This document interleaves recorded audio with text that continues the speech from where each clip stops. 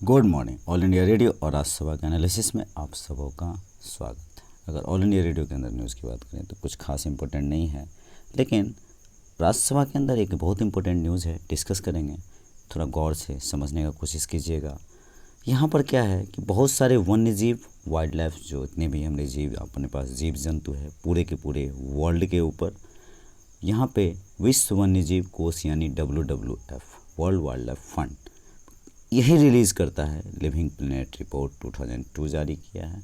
इनका कहना है जितने भी वाइल्ड लाइफ हैं हमारे पास 1970 से 2018 तक का डाटा इन्होंने लिया है और कहा है 69% का गिरावट आया है। किसी डाटा को आप एज इट इज़ आंसर के अंदर यूज़ कर सकते हो। कितना?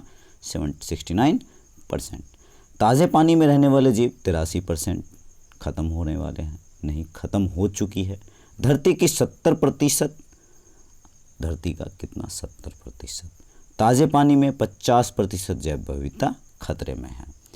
एक दो बात जो और इम्पोर्टेंट है यहाँ पर, भारत की बात की जाए तो 12% स्तनधारी वन्य जीव की समाप्ति के कगार पर है। 40% मधुमक्खियाँ पिछले 25 साल में ख़त्म हो चुकी है। एक एक बात इम्पोर्टेंट है, कितना? 40% 25 साल में ख़त्म हो चुका है। ताज़े पानी के कछुए जो 17 प्रजाति की है वो भी ख़त्म हो चुकी है। 137 वर्ग किलोमीटर का सुंदरवन 1985 के मुकाबले ख़त्म हो चुका है। इसका बहुत बड़ा हिस्सा अपने भारत के यहाँ पर आपको सुंदरवन मिलेगा, वेस्ट बंगाल के आसपास। बहुत ही चिंताजनक आंकड़ा, ये समझने वाली चीज़ है। तो इसका रीज़न क्या है? देखो, मेन रीज़न तो यहाँ पर आपको मानव की 6 गतिविधियाँ एज इट इज़ आप इसको लिख सकते हो। पहला, हंटिंग होता है इन वाइल्ड लाइफ का, खेती हम लोग कर रहे हैं, जंगलों की कटाई कर रहे हैं। तो 3 बात यहाँ हो गया। जनरल टर्म है पॉल्यूशन, क्लाइमेट, और जो हम लोग अपने इन्वायरमेंट में चेंज ला रहे हैं। मतलब बायोडाइवर्सिटी और क्लाइमेट दोनों एक दूसरे के पूरक हैं। यहाँ थोड़ा सा भी गड़बड़ हुआ तो दिक्कत आएगी। 2-4 बात और देखते हैं। समंदर में प्लास्टिक 1980 के मुकाबला 10 गुना बढ़ गया, ये भी एक चिंता का विषय है। 86% कछुए सहित कई जीवों पर संकट के बादल मंडरा रहे हैं। 90% वेटलैंड पूरी तरह खत्म हो चुका है और बाकी खत्म के कगार पे है।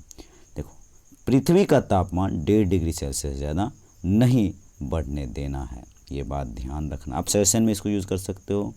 प्रकृति को हो रहे नुकसान को रोककर बदला जा सकता है, ये भी सजेशन में लिखा जा सकता है। नेक्स्ट, नुकसान रोकने से वन्य जीवों की आबादी 2050 तक पहले के स्तर पर ला सकेंगे। नुकसान रोकने से मतलब किसका नुकसान रोकने से? ये जो वाइल्ड लाइफ है हमारा, इनका नुकसान रोकने से 2050 तक अगर हम रोकेंगे तब ऐसा होगा। हालांकि बहुत टफ है। भारत की बात करें तो अपने साउथ में वर्षा वनों में सबसे ज़्यादा असर हुआ है। ये पश्चिमी घाट बहुत हॉट स्पॉट आप कह सकते हो, इस पर ध्यान देने की भी ज़रूरत है। आखिर और रीज़न क्या हो सकता है? एक सेकंड के लिए आप मान लो इंडस्ट्रियलाइजेशन या फिर अर्बनाइजेशन, ये सब भी तो रीज़न है। There are so many reason. 2021 में जलवायु परिवर्तन भारत को बड़ा नुकसान हुआ था, बहुत ज़्यादा। एक तो कोरोना की मार, दूसरा ये मार।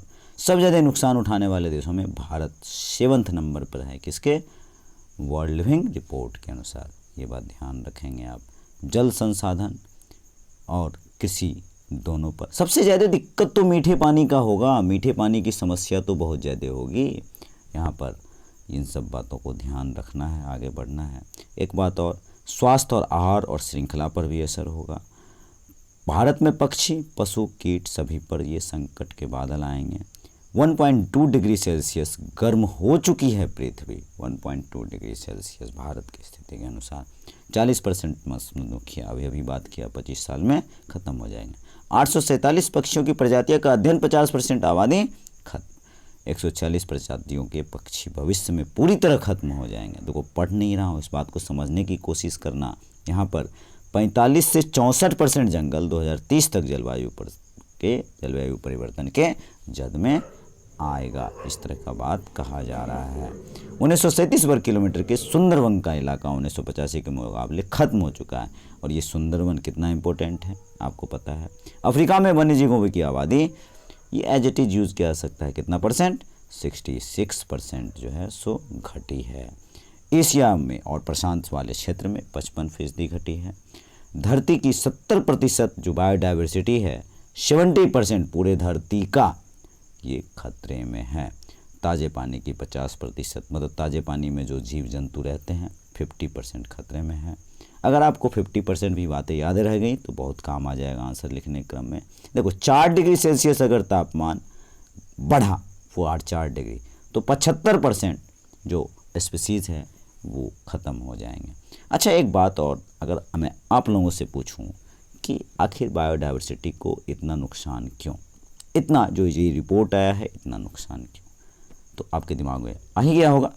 पहला रीज़न मैन मेड, मानवीकृत, दूसरा रीज़न प्राकृतिक।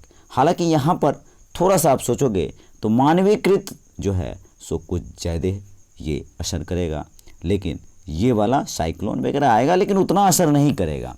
मूल कारण तो क्या कहा जाएगा, मानवीकरण। तो वातावरण को बैलेंस करने की ज़रूरत है। सॉल्यूशन में क्या लिखेंगे, पॉलिसी मेकर पॉलिसी बनाए इस तरह से, जो साइंस है साइंस को पॉलिसी के साथ जोड़कर, जैसे किस बायोडाइवर्सिटी में कहाँ पर किस तरह से, जैसे देखो अगर मान लो बहुत सारे पेड़, गवर्नमेंट ने पेड़ का जो है सो एक योजना चलाया और चल भी रहा है, ग्राम पंचायत के माध्यम से आप गांव में देखोगे तो चलाया जा रहा है। आप अपना लैंड दे दीजिए, आपको पैसा भी मिलेगा, आप बहुत वनीकरण देख रहे हो, लेकिन जो हैबिटेट तैयार होता है इसके नीचे, जो बहुत सारे पेड़ पौधे छोटे छोटे बहुत सारे जीव जंतु आके रहेंगे, इट विल टेक टाइम, यह तो वक्त लगेगा। तो हैबिटेट बनाना होगा उस तरह का, और सब जगह तो हैबिटेट बनाया भी नहीं जा सकता है। देखो हमारे भारत के संदर्भ में आप आंसर को लेके ख़त्म कर सकते हो। भारत का पूर्वी इलाका और पश्चिमी इलाका बचाना बहुत ज़रूरी है। भारत वैसे क्लाइमेट चेंज में तो भारत की पॉलिसी तो आ ही रही है, रिन्यूएबल एनर्जी की बहुत बात करता है। जैसे इंटरनेशनल सोलर अलायंस भारत ने एक पहल की है पूरे विश्व में कि ये जो भारत का कर्क रेखा और मकर रेखा के बीच में, ये विषुवत रेखा मतलब कर्क रेखा और मकर रेखा के बीच में जो भी देश हैं, हालांकि इसके बाहर के भी देश हैं, वो रिन्यूएबल एनर्जी पर फोकस करें तो भारत एक लीड ले सकता है। ये सारी बातें इस आर्टिकल के अंदर कही जाती है। तो आज के डिस्कशन में इतना ही है। Thank you.